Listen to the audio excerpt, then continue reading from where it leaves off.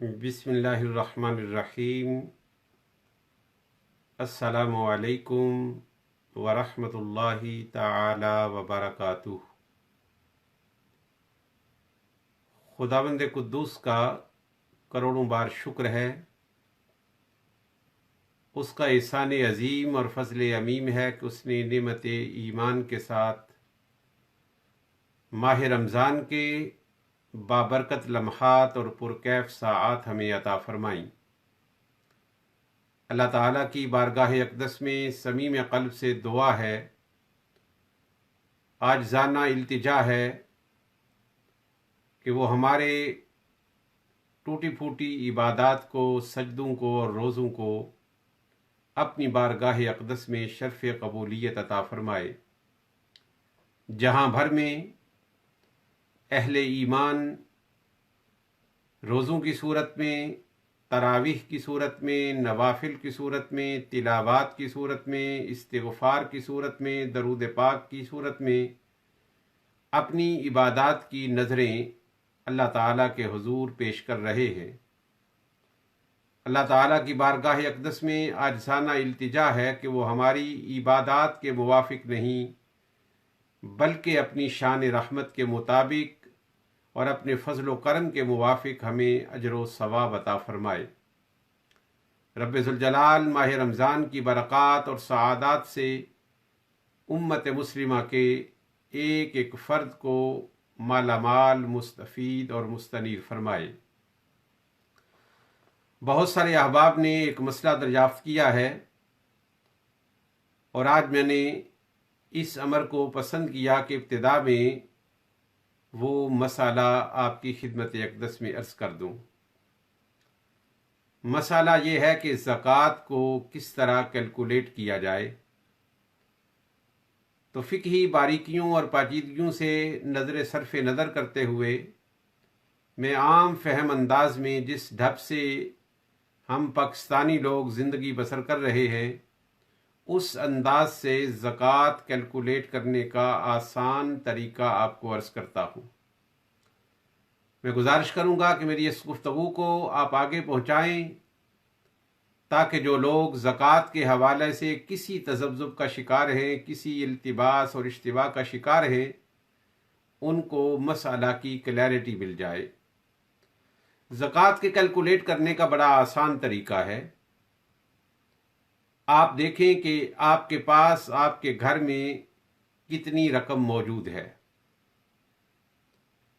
اس میں وہ رقم بھی شامل کر لیں جو آپ کی بینک کے اندر موجود ہے، وہ رقم بھی شامل کر لیں جو بلڈنگ سوسائٹی کے اکاؤنٹ میں موجود ہے،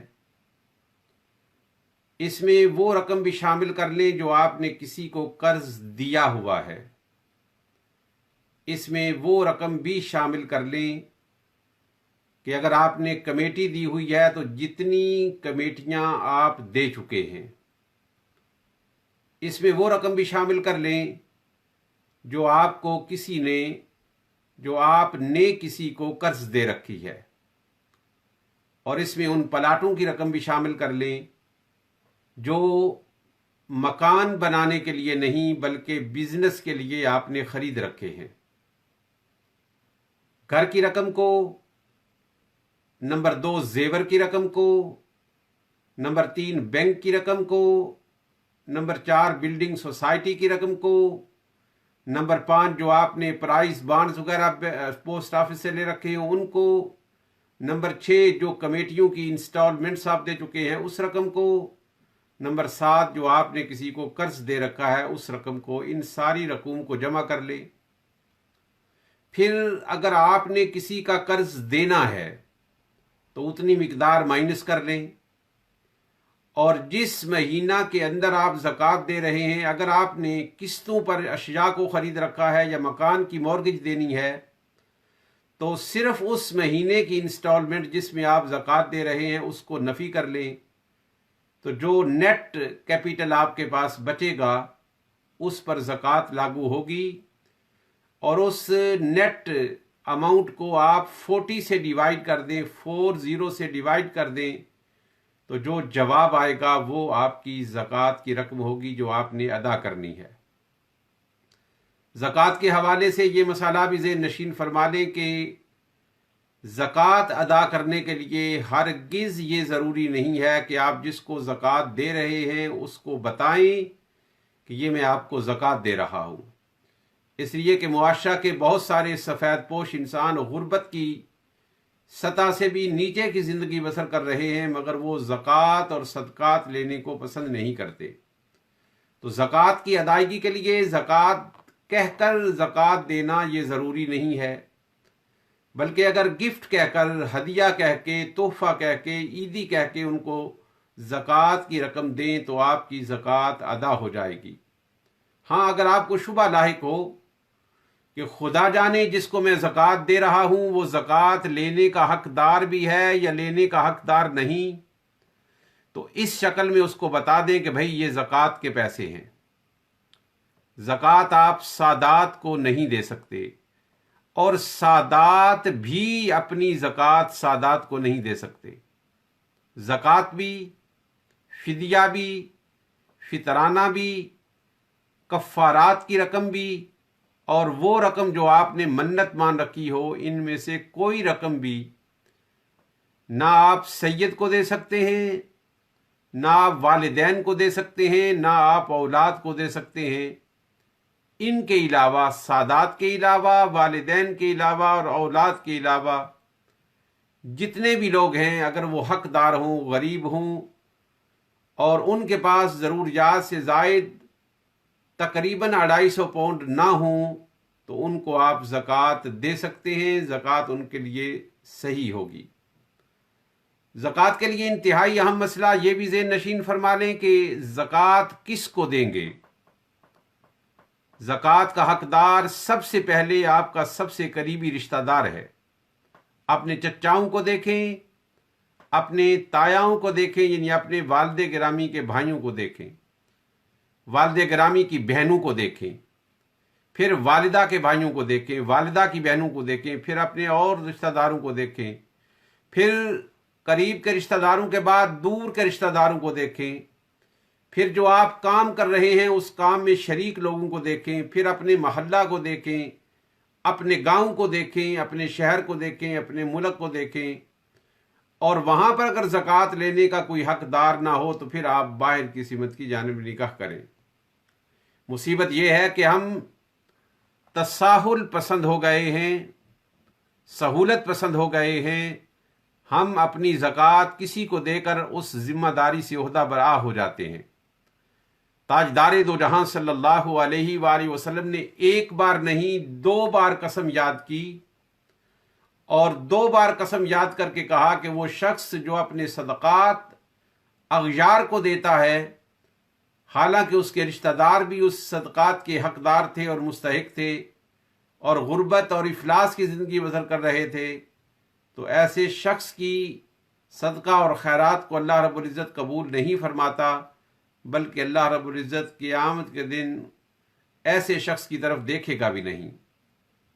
تو سب سے پہلے رشتہ دار حقدار ہیں، اور اس کے بعد جیسے جیسے تعلق دور جاتا جائے گا ایسے ایسے ہی ان کے استحقاق کی ترتیب بنے گی۔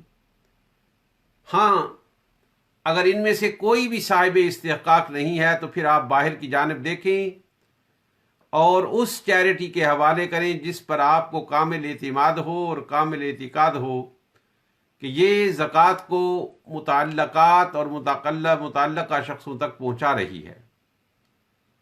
میں بڑے چھوٹے سے لیول پر یہ عرض کرنا چاہتا ہوں کہ اگر آپ اپنے رشتہ داروں سے، اپنے اعزاء و اقرباء سے اور اپنے دوست و احباب سے آپ کی زکوٰۃ بچ جاتی ہے تو آپ اپنی امانت اس فقیر کے بھی حوالے کر سکتے ہیں۔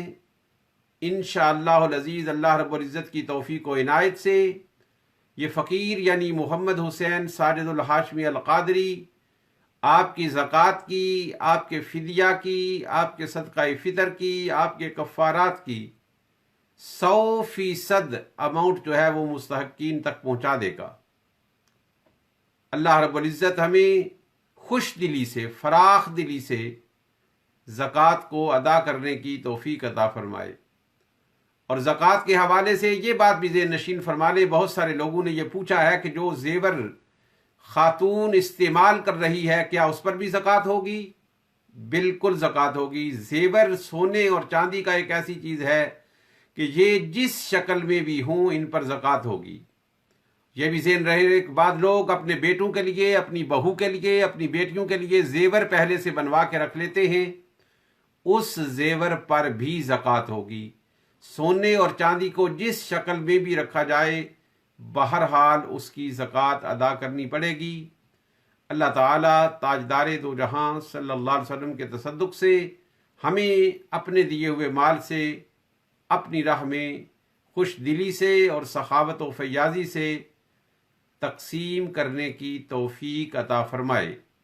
تاجدار دو جہاں صلی اللہ علیہ وسلم نے فرمایا کہ زکوٰۃ دلوں کی نفاست کا نام ہے، دلوں کی طہارت کا نام ہے۔ مومن مال رکھتا تو ہے مگر مال سے محبت نہیں کرتا۔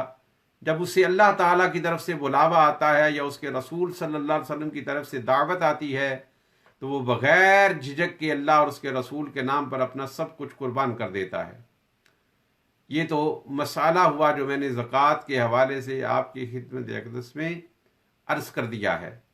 بہت سارے لوگوں نے جن نے سوال کیا ہے وہ بھی اس جواب کو سن لیں، اور اگر پھر بھی کوئی اشتباہ ہو اور کہیں سے کوئی بات نہ سمجھ آئی ہو تو بے سمجھی بات کو آگے منتقل نہ کریں۔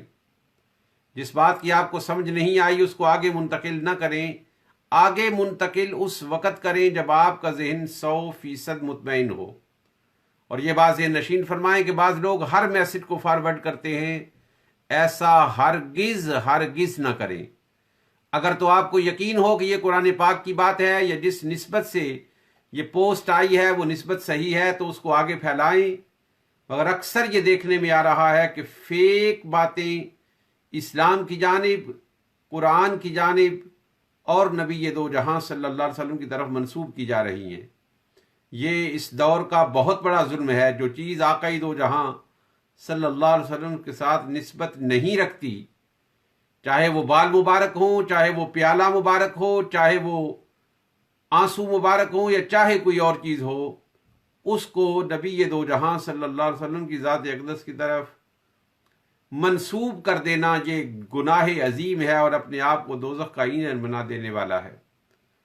لہٰذا آپ خیال کریں کہ ہر وہ چیز جو نبی دو جہاں صلی اللہ علیہ وسلم کی استعمال شدہ چیز کے ماڈل پر ہے اس کو ماڈل ہونے سے متعارف کروائیں۔ یہ نہ کہیں کہ یہ نبی دو جہاں صلی اللہ علیہ وسلم کی مبارک چیز ہے۔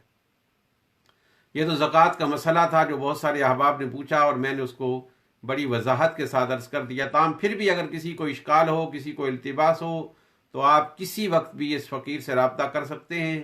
انشاءاللہ العزیز فقیر اپنی بساط اور اپنی توفیق کے مطابق جو بات سمجھ میں آئی اس کو ضرور عرض کرے گا۔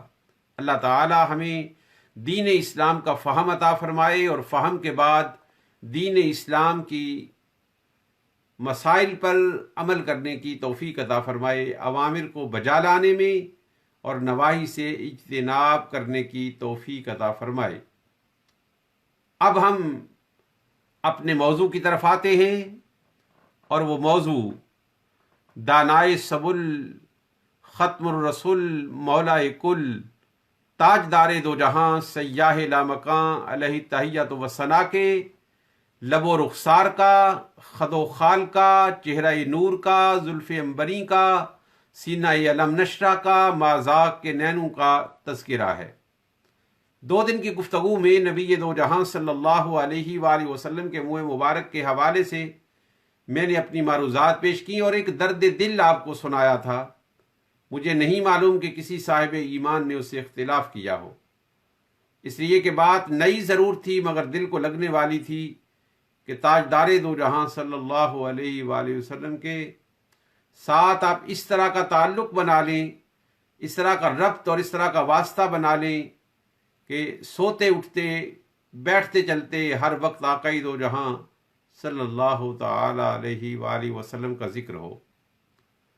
تاجدار دو جہاں صلی اللہ علیہ وآلہ وسلم اپنے سر انور کی چوٹی سے لے کر اپنی نالان مقدس کی خاک تک سراپا اعجاز ہے، اور یہ بات درست ہے کہ ہر نبی معجزہ لے کر آیا، ہر نبی معجزہ لے کر آیا، کوئی نبی ایک معجزہ لے کر آیا، کوئی نبی 2 معجزے لے کر آیا، کوئی نبی 10 معجزے لے کر آیا، کوئی نبی 20 معجزے لے کر آیا۔ انبیاء کی پوری صف میں حضرت آدم علیہ السلام سے لے کر حضرت عیسیٰ علیہ السلام تک تنہا وہ ہمارے آقا کی ذات ہے جو معجزات لے کر نہیں آئی بلکہ معجزہ بن کر آئی ہے۔ تاجدار دو جہاں صلی اللہ علیہ وسلم کی صورت طیبہ ہو یا سیرت مقدسہ ہو، دونوں کا ایک ایک لحظہ اور ایک ایک لمحہ معجزہ ہے۔ تاجدار دو جہاں صلی اللہ علیہ وآلہ وسلم کو اللہ رب العزت نے معجزہ دے کر نہیں، معجزہ بنا کر بھیجا ہے۔ آپ سر انور کے بالوں سے لے کر پاؤں کے تلوں تک سراپا معجزہ ہے۔ ہر نبی معجزہ بن لے کر آیا ہے، مگر ہمارے آقا صلی اللہ تعالی علیہ وآلہ وسلم معجزہ بن کر آئے ہیں۔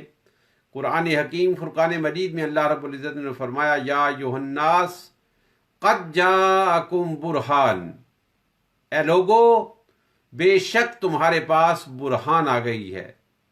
برہان ایسی دلیل کو کہتے ہیں جس دلیل کے آنے کے بعد دعویٰ کے تمام رخ نکھر کر سامنے آ جائیں۔ تاجدار دو جہاں صلی اللہ علیہ وآلہ وسلم کی ذات اقدس کو پروردگار عالم نے دلیل قرار نہیں دیا کہ دلیل کبھی کمزور بھی ہوتی ہے، دلیل میں کبھی کمی بھی ہوتی ہے، اور دلائل کو اس لیے ذکر کر دیا کہ دلیل سے دعویٰ کی پہچان ہوتی ہے۔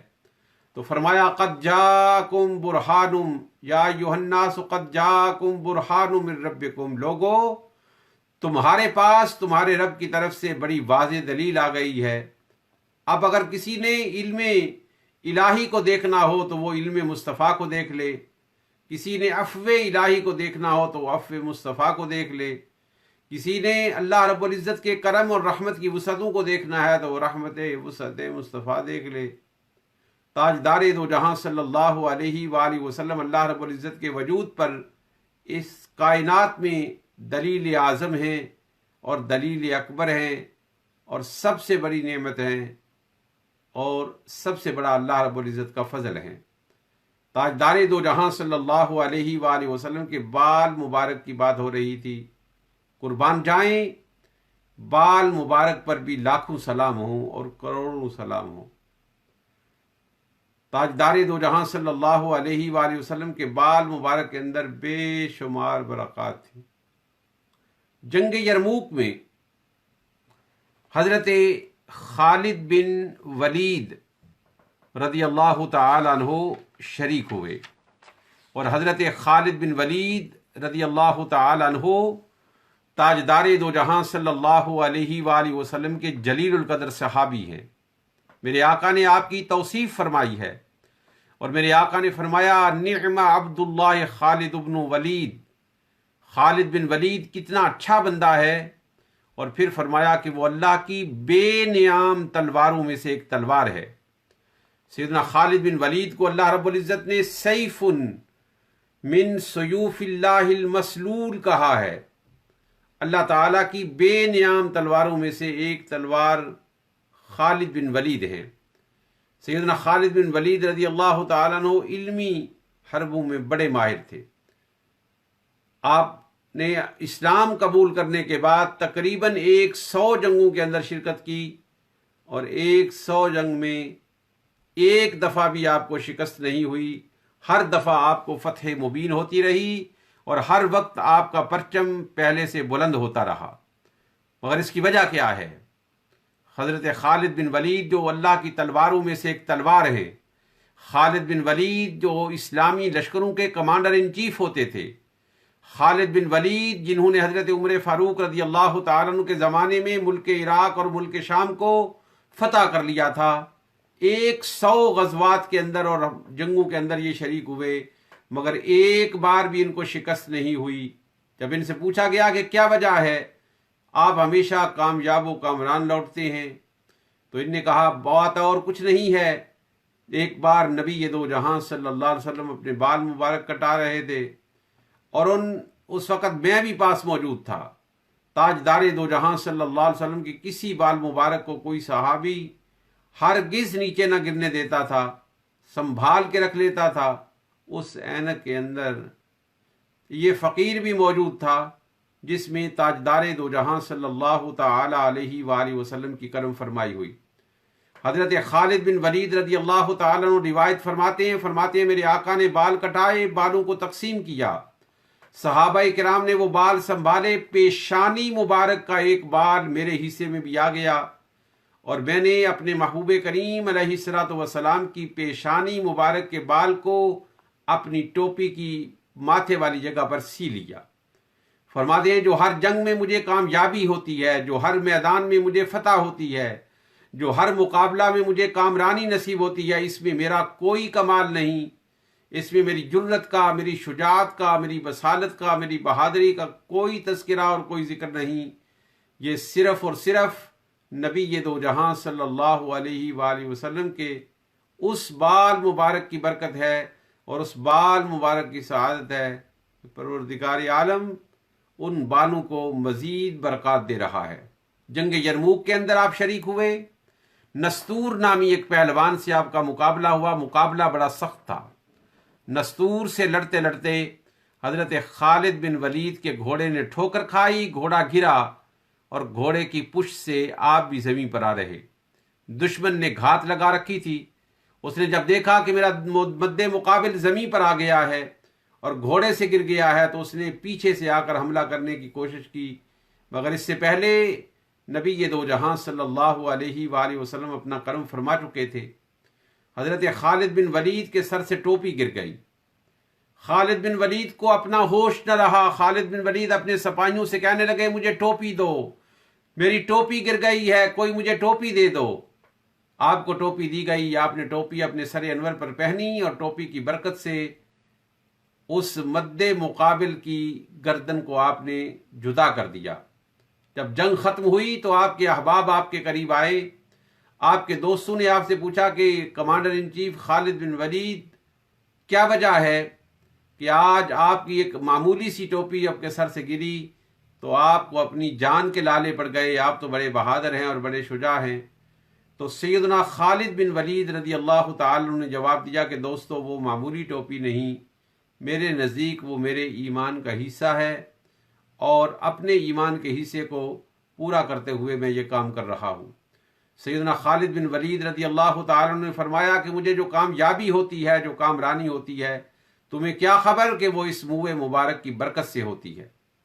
फिर तारीख़ वाक़दी में एक और वाक़या आता है और वो वाक़या बड़ा ईमान अफरोज़ है। हज़रत खालिद बिन वलीद ने चंद सिपाही लिए, चंद लश्करी लिए और आप शाम की तरफ जबला बिन अहम के लश्कर से लड़ने के लिए रवाना हो गए। लड़ाई के दौरान उनका कमांडर इन चीफ और बहुत बड़ा फौजी मारा गया, जिससे बिफर कर जबला बिन अहम के सारे लश्कर ने खालिद बिन वलीद की फौज पर हमला कर दिया। सैयदना खालिद बिन वलीद के साथियों के पांव उखड़ गए और लोग वापस पलटने लगे। ऐसे में हजरत खालिद बिन वलीद को आपके दोस्त राफे बिन उमर ताई कहने लगे कि खालिद बिन वलीद, लगता है आज हमारी जिंदगी का आखिरी दिन है। जिस तरह आज हमारे पांव उखड़े हैं ऐसे तो कभी पांव नहीं उखड़े। तो हजरत खालिद बिन वलीद ने कहा कि बात आप दुरुस्त कर रहे हो कि आज हमारे अख्तिताम के दिन हैं, इसलिए कि फतह कामयाबी तो मुझे अल्लाह का दो जहां सल्लल्लाहु अलैहि वसल्लम के मुबारक कलिमात से होती थी, ताजदार दो जहां सल्लल्लाहु अलैहि वसल्लम के मुबारक उस बाल मुबारक की बरक़ात से होती थी, मगर वो बरकतें तो हमारे घर में हैं। मैंने बहुत कोशिश की मगर उस टोपी को मंगवा न सका।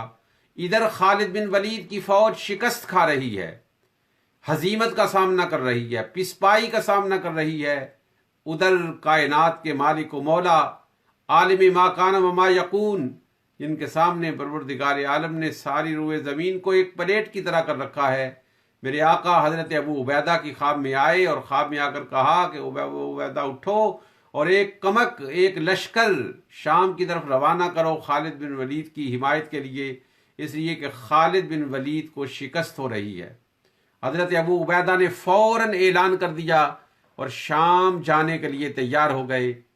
ये ऐलान कि खालिद बिन वलीद का लश्कर दुश्मन के घेराव में आ गया है और सख्त मुश्किल की सामना कर रहा है, लिहाजा फौरी तौर पर तैयार हो जाओ। ये ऐलान सैयदना खालिद बिन वलीद की अहलिया के कान तक पहुंचा। आप मुतमईन थीं, آپ نے بڑبڑاتے ہوئے کہا کہ یہ اعلان کیسا ہو رہا ہے، جبکہ خالد بن ولید کی ٹوپی میں پیشانی کی جانب میں نے خود بال کو سلوایا ہے اور وہ ٹوپی مبارک نہیں ہے۔ اس لیے حضرت ابو عبیدہ کو حضرت خالد بن ولید کی جب اہلیہ نے سنا تو پہلے تو وہ مطمئن رہی، مگر جب انہوں نے دیکھا کہ وہ ٹوپی گھر پہ ہے تو وہ پریشان ہوئی۔ اسی وقت گھوڑا باندھا اور گھوڑے کی کمر پر سوار ہوئی اور شام کی طرف چل پڑی۔ ادھر حضرت ابو عبیدہ اپنے لشکر کے ساتھ روانہ ہو رہے تھے۔ انہوں نے دیکھا کہ دور سے ایک تیز گھوڑ سوار گزر رہا ہے۔ اپنے سپاہی دوڑائے کہ ان کو پکڑ کر لاؤ، کہیں دشمن کا جاسوس نہ ہو۔ جب یہ گھوڑ سوار قریب آئے تو دیکھا تو یہ خاتون تھیں، یہ مرد نہیں تھے۔ حضرت ابو عبیدہ کے پوچھنے پر آپ نے بتایا کہ میں خالد بن ولید کی اہلیہ ہوں۔ جب آپ نے اعلان کروایا جنگ میں جانے کا تو مجھے اطمینان تھا کہ خالد بن ولید کو کبھی شکست نہیں ہو سکتی، کیونکہ ان کے سر پر وہ ٹوپی مبارک ہوتی ہے جس کی پیشانی میں انہوں نے ہمارے محبوب کریم علیہ الصلوۃ والسلام کے سر کے ماتھے کے بال کو سی رکھا ہے۔ یہ ٹوپی لے کر ابو عبیدہ کے لشکر کے ساتھ روانہ ہو گئیں۔ ادھر خالد بن ولید گھمسان کی لڑائی لڑ رہے تھے کہ اچانک ایک طرف سے تکبیر کی آواز آئی۔ یہ تکبیر کی آواز ابو عبیدہ کے لشکریوں کی تھی۔ ایک سپاہی کو اور فوجی کو خالد بن ولید نے دوڑایا کہ دیکھو یہ کون ہے، تو وہ گھڑ سوار جو خاتون تھی اور خالد بن ولید کی اہلیہ تھی وہ مزید آگے بڑھی اور اس نے وہ ٹوپی دیتے ہوئے کہا کہ خالد بن ولید آپ یہ ٹوپی گھر بھول آئے تھے۔ راوی یہ واقعہ بیان کرتے ہیں کہ خدا کی قسم جیسے ہی خالد بن ولید نے ٹوپی اپنے سر پر پہنچی، جنگ کے حالات بدل گئے اور مانی ہوئی شکست اور ہزیمت پھر سے فتح و کامیابی کے اندر بدل گئی، اور حضرت خالد بن ولید رضی اللہ تعالیٰ عنہ کو پروردگار عالم نے سرخرو کر دیا، دین میں بھی اور انشاءاللہ وہ آخرت میں بھی سرخرو ہوں گے۔ مگر یہ کمال خالد بن ولید کا نہیں تھا، یہ کمال میرے محبوب کریم علیہ الصلوۃ والسلام کے بال مبارک کا تھا۔ جس مبارک ہستی کے بال کی برکتوں کا عالم یہ ہو، اس کی ذات کی برکتوں کا عالم کیا ہوگا۔ میرا شمائل کا یہ درس دینا، وہ افطار کے وقت ان باتوں کو کرنا، ہمارے دلوں کے اندر نبی دو جہاں صلی اللہ تعالی علیہ وآلہ وسلم کی محبت کا بیج ڈالنا ہے۔ اللہ تعالی ہمیں اپنے محبوب کریم علیہ الصلوۃ والسلام کی محبت میں زندہ رکھے اور اسی محبت میں موت عطا فرمائے۔ اللہم صلی علی سیدنا و مولانا محمد وعلی آل سیدنا و مولانا محمد وبارک وسلم۔ ربنا آتنا فی الدنیا حسنۃ وفی الآخرۃ حسنۃ وقنا عذاب النار۔ ربنا ظلمنا انفسنا وان لم تغفر لنا وترحمنا لنكونن من الخاسرین۔ اللہم انک عفو کریم تحب العفو فاعف عنا یا غفور یا غفور یا غفور۔ یا رب جمعا طلبنا منک مغفرۃ وحسن خاتمۃ یا مبدی النسمی۔ یا ربنا ظلمنا انفسنا وان لم تغفر لنا وترحمنا لنکونن من الخاسرین۔ باری تعالی ہمارے ٹوٹے پھوٹے روزوں کو، ہماری تقصیرات سے لبریز نمازوں کو، ہمارے ٹوٹے پھوٹے جبی نیازیوں کو اپنی بارگاہ میں شرف قبولیت عطا فرما۔ ہمارے اعمال کے مطابق نہیں بلکہ اپنی رحمت اور اپنے فضل و کرم کے مطابق ہمیں اجر و ثواب عطا فرما۔ تیرے عطا کردہ اجر و ثواب کو تعظیم و تکریم کے ساتھ، عزت و احترام کے ساتھ تیرے محبوب کریم علیہ الصلوۃ والتسلیم کی بارگاہ عالیہ میں پیش کرتے ہیں، قبول فرما۔ تاجدار دو جہاں صلی اللہ علیہ وسلم کے وسیلہ جلیلہ سے حضرت آدم علیہ السلام سے لے کر آج تک اور آج سے لے کر قیامت تک ہر پیدا ہونے والے صاحب ایمان کو ہم یہ ذخیرہ دیتے ہیں، پروردگار عالم اس کو قبول فرما۔ باری تعالیٰ تاجدار دو جہاں صلی اللہ علیہ وسلم کے تصدق سے جو اہل ایمان اس دار فانی سے انتقال کر گئے ہیں ان کی بخشش اور مغفرت فرما، ان کے روحانی درجات کو بلند فرما۔ ہمارے والدین، ہمارے آبا، ہماری امہات، ہمارے اجداد، ہماری جدات، ہمارے اعزہ، ہمارے اقربا، ہمارے دوست جو بیمار ہیں، مولا کریم جو اس دار فانی سے جا چکے ہیں ان کی بخشش و مغفرت فرما، اور جو بیمار ہیں ان کو صحت کاملہ عاجلہ نافعہ عطا فرما، ہر پریشان حال کی پریشانی کو دور فرما۔ ہر دکھی کے دکھ کو کافور فرما، ہر صاحب ایمان بلکہ ہر انسان کو امن و سکون کی دولت عطا فرما، یہ کرونا کی دہشت اور وحشت کو ختم فرما، اپنے گھروں کے دروازوں کو ہم پر کھول دے، ہمیں پھر سے مساجد کے اندر آ کر نماز پڑھنے کی توفیق عطا فرما، یا الہ العالمین ہر صاحب ایمان کو دین و دنیا کی سرفرازیاں نصیب فرما، دین و دنیا کی کامیابیاں اور کامرانیاں عطا فرما۔ وہ میری بہنیں اور بھائی جو اولاد کی نعمت سے محروم ہیں، بری تعالیٰ ان کو نعمت اولاد عطا فرما، اولاد والوں کی اولاد کو صالح، نیک اور فرما بردار فرما، یا الہ العالمین جس نے تیری بارگاہ میں اس فقیر کے ساتھ ہاتھ اٹھا رکھے ہیں، اس کے ہاتھوں کو لبریز فرما، اس کے دامان عزیز کو فل فرما۔ تو جانتا ہے میرے ذہن میں کیا ہے، تو جانتا ہے ایک اور ذہن میں کیا ہے، تو جان بلکہ ہر ایک نے آئی خون بنا رکھے ہیں۔ تو میں یہ عرض کروں گا تاجدار دو جہاں صلی اللہ علیہ وسلم کے وسیلے سے ہر صاحب ایمان پر کرم فرما، جو اہل ایمان تیری رضا کی خاطر اپنے مال کو غربا میں، یتامہ میں، مساکین میں، ناداروں میں، مفلسوں میں خرچ کرتے ہیں، ان کے اس صدقہ کو اپنی بارگاہ میں شرف قبولیت عطا فرما۔ یا الہ العالمین، یا الہی ہر جگہ تیری عطا کا ساتھ ہو، جب پڑے مشکل شاہ مشکل کشا کا ساتھ ہو۔ یا الہی بھول جاؤں موت کی تکلیف کو، شادی دیدار حسن مصطفیٰ کا ساتھ ہو۔ یا الہی جب زبانیں باہر آئیں پیاس سے، ساقی کوثر شاہ جود و عطا کا ساتھ ہو۔ یا الہی جب زبانیں باہر آئیں پیاس سے، ساقی کوثر شاہ جود و عطا کا ساتھ ہو۔ لی خمسۃ نطفی بہا حر الوباء الحاتمہ، المصطفیٰ والمرتضیٰ وابناہما والفاطمہ۔ ربنا تقبل منا انک انت السمیع العلیم وتب علینا انک انت التواب الرحیم۔ اللہم انا نسألک العفو والعافیۃ والمعافاۃ فی الدین والدنیا والآخرہ۔ اللہم انا نسألک المحبۃ ومحبۃ حبیبک الأعظم۔ اللہم انا نسألک اللقاء، اللہم انا نسألک اللقاء، اللہم انا نسألک زیارت محمد صلی اللہ تعالی علی حبیبہ ونور عرشہ وزینت فرشہ وقاسم رزقہ ومالک ملکہ محمد وعلی آلہ واصحابہ وذریاتہ وازواجہ واہل بیتہ اجمعین آمین برحمتک یا ارحم الراحمین۔ اپنے مقامی وقت کے مطابق روزے کو افطار کریں، ایک لمحہ بھی وقت افطار سے پہلے روزے کو افطار کرنا درست نہیں ہے۔ روزے کو افطار کریں اور افطار کرنے کے بعد دعا پڑھیں، اللہم انی لک صمت وبک آمنت وعلیک توکلت وعلی رزقک افطرت، اور پھر اپنے کلمات میں، اپنی زبان میں جو آپ کی تمنا اور آرزو ہو وہ اللہ کے حضور پیش کریں۔ اللہ رب العزت مکفّع اور مسجع، سجے اور بنے ہوئے لفظوں کو نہیں دیکھتا، وہ اپنے نادار بندوں کی دعاؤں کو قبول فرماتا ہے۔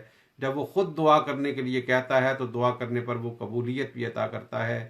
مساجد میں جانا NH کی ہدایات کے مطابق ممکن نہیں رہا کہ جماعت کے ساتھ نماز ادا کی جائے، گھروں میں جماعت نماز کا اہتمام کریں، ہر گھر کو مسجد بنا دیں، ایک کمرے کو مخصوص کر لیں، اس کمرے کے اندر 5 نمازیں جماعت کے ساتھ ادا کریں، گھر کا کوئی فرد جو بالغ ہو وہ جماعت کروائے، پیچھے مردوں کی صف ہو، پیچھے بچوں کی صف ہو، گھر کی عورتیں بھی شامل ہو جائیں اور جماعت کے ساتھ نماز پڑھیں، ایک ٹائم کے مطابق وقت کی پابندی کے ساتھ نماز ادا کریں اور ماہ رمضان کی برکتیں اور سعادتیں لوٹیں۔ تاجدار دو جہاں صلی اللہ علیہ وسلم سے ارشاد فرمایا آپ نے کہ دعا سے پہلے صدقہ کر لیا کرو۔ صحابہ نے کہا کہ ہم صدقہ کہاں سے کریں؟ فرمایا پہلے دوسرے مسلمان کے لیے دعا کر لیا کرو، وہ تمہارے لیے صدقہ بن جائے گا۔ دعا کو محدود نہ کریں، اس لیے کہ اللہ رب العزت کی رحمت محدود نہیں، ساری انسانیت کے لیے امن کی دعا کریں، اور ساری انسانیت کے لیے امن مانگنا یہ ان کے لیے اسلام کی ہدایت کو طلب کرنا ہے۔ پروردگار عالم ساری انسانیت کو ہدایت عطا فرمائے۔ کوئی شرعی مسئلہ آپ نے پوچھنا ہو، کوئی آپ کو الجھن ہو، تو آپ مجھ سے وائس میسج کے ذریعے یا ان رائٹنگ میسج میں رابطہ کر سکتے ہیں۔ اگر مسئلہ مستحضر ہوا تو فوراً عرض کر دوں گا، اگر مسئلہ مستحضر نہ ہوا تو دیکھ کر یا علماء کرام سے کنسلٹ کر کے آپ کو عرض کر دوں گا۔